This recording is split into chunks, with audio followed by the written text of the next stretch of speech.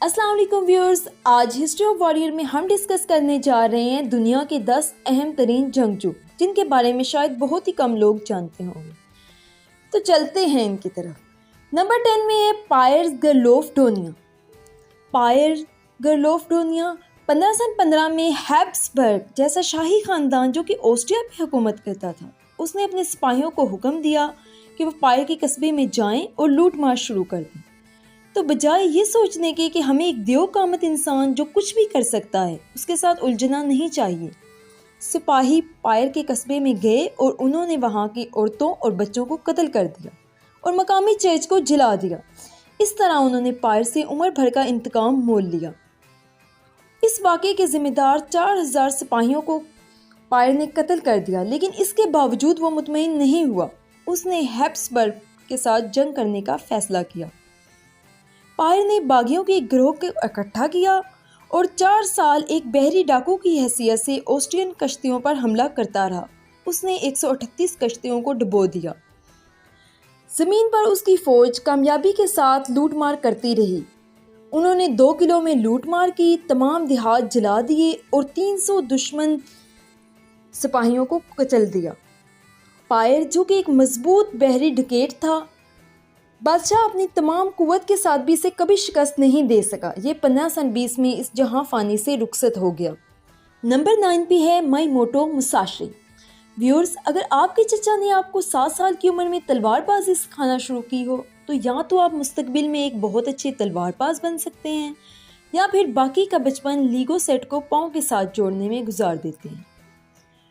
مائیموٹو، جسے ہم کہہ سکتے ہیں دلائل کے ساتھ کہ وہ 16ویں صدی کا چائنا کا مشہور جنگجو تھا، اس نے پہلی لڑائی اریمیا کوہائی کے ساتھ 13 سال کی عمر میں کی، جسے اس نے بہت ہی خوبصورت اور ہنرمند انداز میں شکست دی۔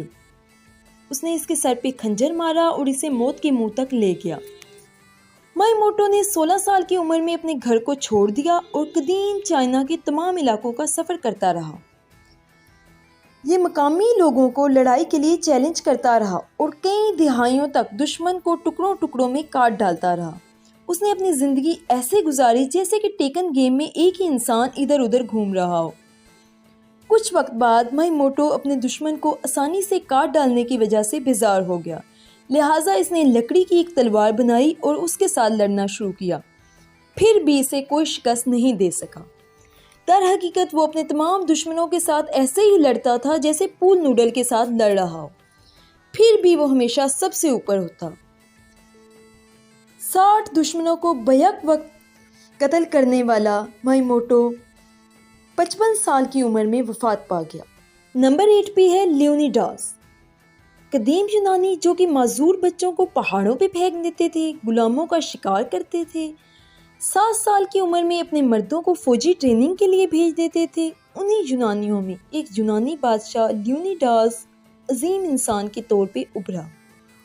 اس نے 480 قبل مسیح میں یونانیوں کے ساتھ مل کے ایرانی فوج کو شکست دی۔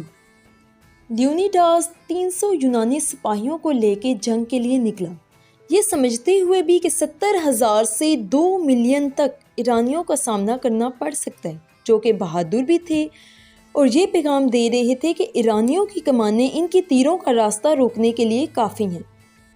بہرحال لیونیڈاس نے ہر حال میں لڑنے کا فیصلہ کیا۔ یہ ایرانیوں کے ساتھ 2 دن تک جنگ کرتا رہا۔ لیونیڈاس اور یونانی سپاہی اپنی تمام طاقت کے ساتھ 10,000 دشمنوں کو مارتے رہے۔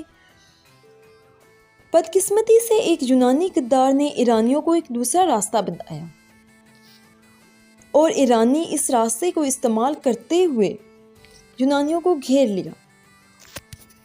اس مقام پر جو لوگ بنیادی حساب کتاب کی سمجھ رکھتے ہیں وہ ہار مان لیتی، لیکن لیونیڈاس نے میدان میں کھڑا رہنے کا فیصلہ کیا۔ لیونیڈاس اور اس کے سپاہی تب تک لڑتے رہے جب تک ان میں سے ایک بھی زندہ نہ بچا۔ اس آخری حصار نے باقی بچے یونانی دور کو اس قابل بنایا کہ انہوں نے بڑی فوج جمع کی اور ایرانیوں کو شکست دی۔ نمبر 7 پہ ہے زیہو ڈن۔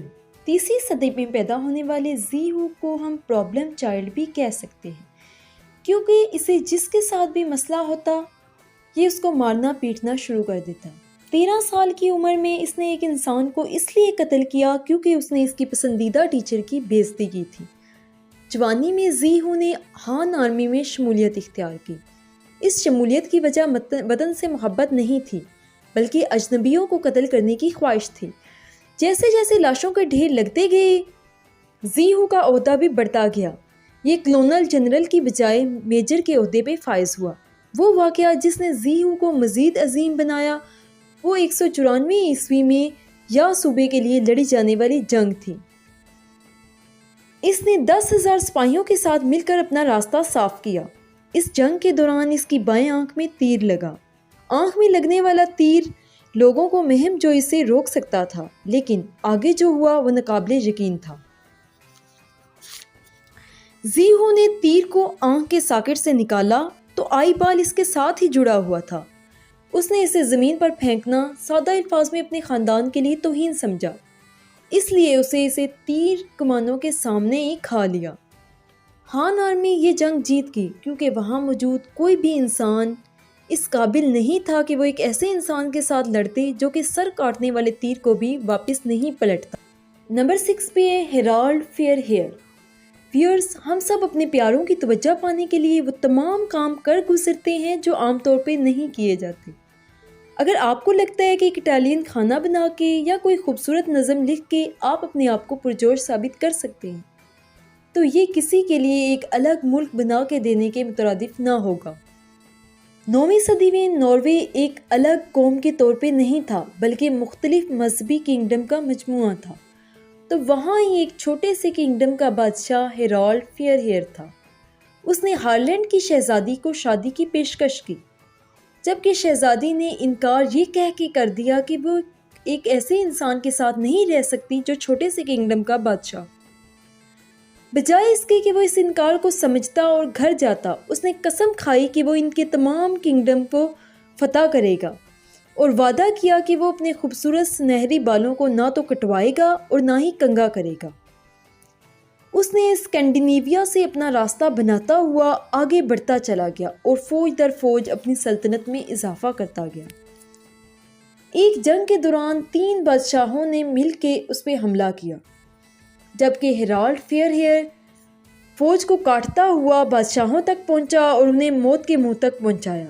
اس طرح مختلف دشمن بادشاہوں کا صفایا کرتے ہوئے ہیرالڈ اس خطے میں اکیلا مضبوط سردار بچا اور 872 میں اس نے ناروے کو ایک الگ قوم کے طور پہ دنیا کے سامنے پیش کیا، اور ہاں، وہ لڑکی بھی اسے مل گئی۔ نمبر 5 پہ ہے مونسو پیارڈ۔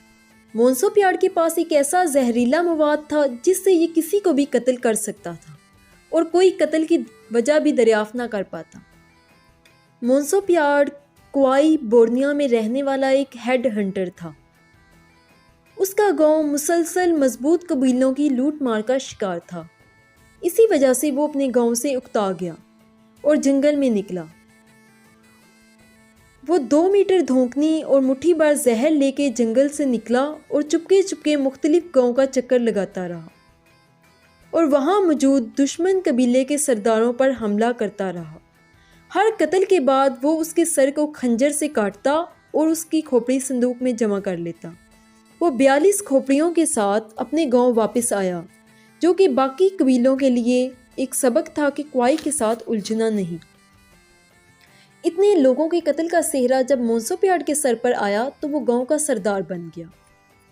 البتہ گاؤں والوں نے ایک رات اکٹھے ہو کے اس کے قتل کا منصوبہ بنایا اور اسے قتل کر دیا اور اپنے گاؤں کا نام بھی تبدیل کر دیا۔ نمبر 4 پہ ہے آرسن برن۔ عام طور پر کہا جاتا ہے کہ وائس پریزیڈنٹ لوگوں کا قتل نہیں کرتا، لیکن عام طور پر یہ بھی کہا جاتا ہے کہ وائس پریزیڈنٹ آرسن فریکنگ برن نہیں ہوتا۔ 1775 میں جب برن 19 سال کا تھا تو اس نے وکالت کی نوکری چھوڑی اور امریکن ریولیوشن میں شامل ہوا۔